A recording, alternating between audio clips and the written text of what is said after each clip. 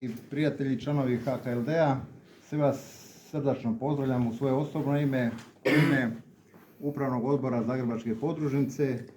Zahvaljujem vam našem dolasku, zahvaljujem se našim pjevačima koji su nam već ovom lijepom prvom uvodnom pesmom sve razgalili i zahvaljujem što će ovu našu večer učiniti još ljepšom svojim pjevanjem.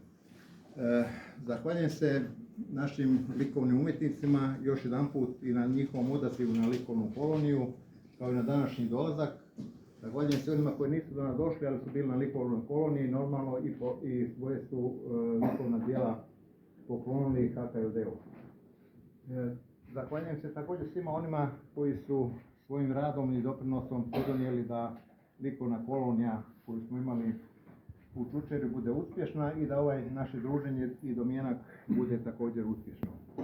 Posebno mi je čast pozdraviti našeg predsjednika Hrvatskog katoličkog liječničkog društva, profesora Roka Čivljaka, kojega već naša bitna najavila, koji je upravo na dan naše likovne kolonije 27.9. ove godine postao predsjednik Europskog društva, te mu još jedan put na tome čestitam i mislim da ga treba